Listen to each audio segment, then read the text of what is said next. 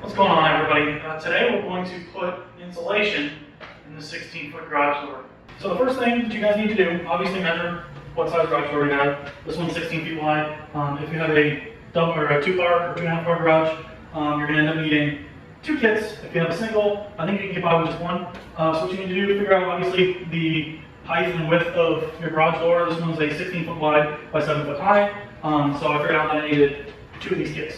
So first thing we're going to do, go ahead and open these up. These are individual sheets. There's 8 sheets per container. And then what we'll have to do is cut all of these to size. As you can see, I'm in Florida. It's currently 90-something degrees in this garage right now, and it's almost 7 o'clock at night. So obviously you can see why we're trying to insulate. The sun rises up and hits the garage door right here in the morning, which ends up heating up the garage, as well as I'm going to put extra insulation in the roof. And I'll probably eventually put a splint unit, AC unit against the wall over here.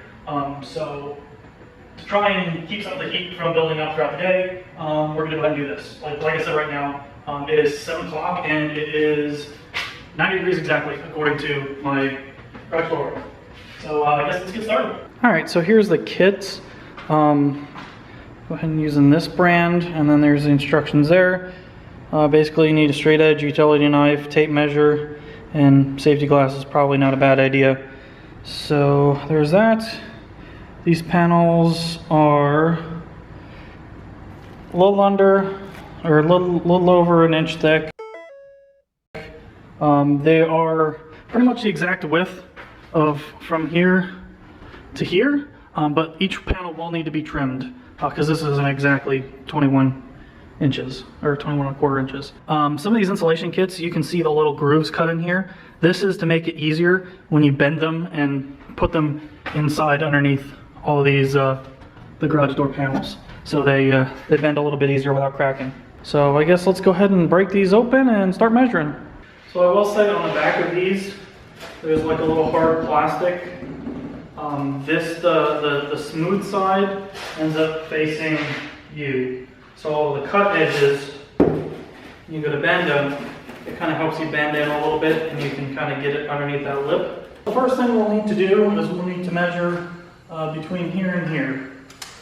So this is 46 inches exactly, and then all of these panels should already be cut to the proper length. This is a little over, it's like 20.25 inches, which is specifically designed, as you can see on the packaging, right there.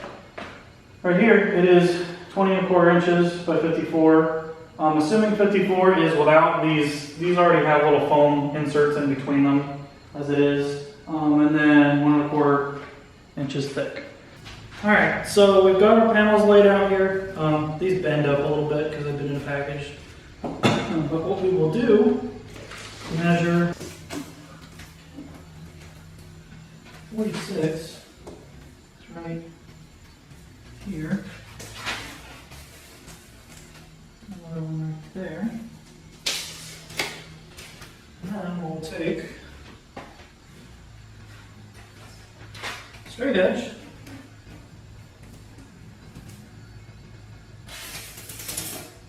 And put a Sharpie marker right through there.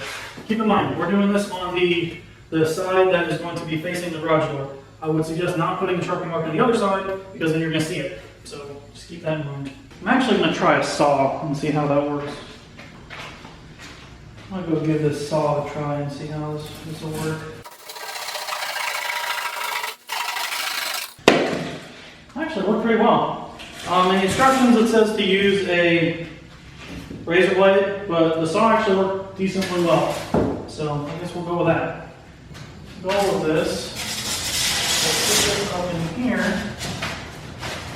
and bend this to the point where it goes underneath the garage door, which I have a tool for. Let's see if a putty knife or this might actually help.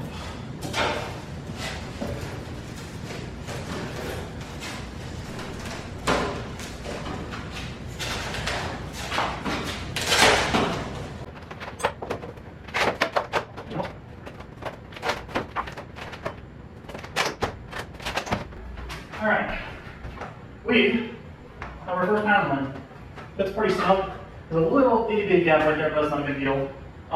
It's going to be fun when we get to the lower portions of these. We might have to start moving some of these hurricane braces. Like I said, I live in Central Florida, so we have more of the stricter garage door wind ratings because we obviously get a bunch of hurricanes every year. So what I'm going to go and try to do is cut another panel, see if I can slide it up underneath here and do the same thing on this. And then we will have to cut some of these panels in a little bit smaller. Obviously, when we get down here, we'll probably have to take one of these cross braces off. So I guess let's keep going.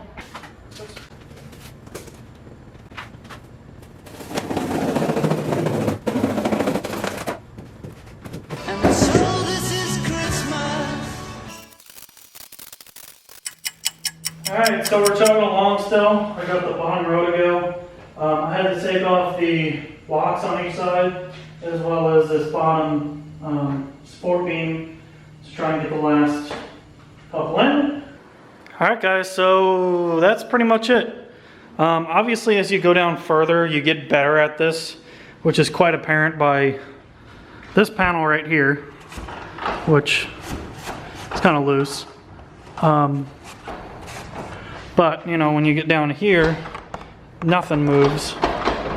So, I don't know, I might figure something out here. I might tape the cracks up. I don't know what I'm doing yet.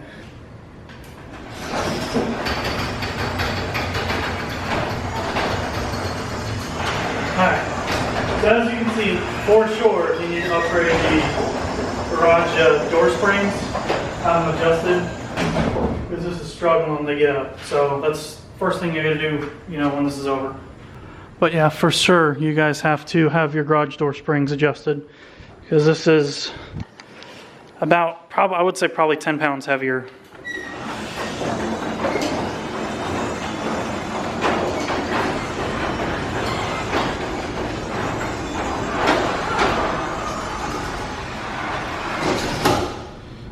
Yeah, as you can see, definitely needs to be adjusted. Alright guys, so it's done. Overall, this isn't that hard of a project. Pretty much anybody that's not an idiot can do it. Couple of things.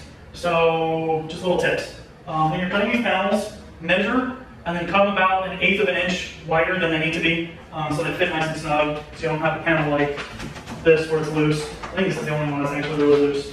A saw actually works pretty well. I ended up not using a razor blade like they suggested. Saw worked pretty well. You're definitely going to have the garage springs changed or adjusted. This kit weighs, I think, about 6 pounds per package. So we use 2 packages, which is about 12 pounds. But we have probably maybe another 2 or 3 pounds worth of extras. Because this garage door, all of these cross panels already have foam in them, so we didn't have to do any of that. So I would say probably added 9 or 10 pounds to the door, which, as you can see, when it going up and down, it's struggling a little bit. So springs definitely need to be adjusted before you end up breaking your garage door opener. So that being said, I guess we'll do an update in the next couple of days and see what the temperature difference is. I am getting the attic insulated at some point. So the last couple of days, I mean, today was cloudy and it's been raining, so it's about 90 in here now. But according to my thermometer that's in my garage door opener, it's been 99 degrees during the daytime. So the goal is to eventually insulate everything, put a split unit in here, and then have an air-conditioned workspace so we can work and film videos in here. I will be adding more lights on the roof as well, so we'll actually have a nice little garage workspace. So if you're new here, thank you for watching. Hit the subscribe button, please, down below. This is more of a automotive YouTube channel rather than a DIY, but we will start doing DIY things because I just bought this house not too long ago. So thank you for watching, thank you for subscribing. I did link the kit that I bought down below if you guys want to check that out. And I'll see you guys next time. Bye.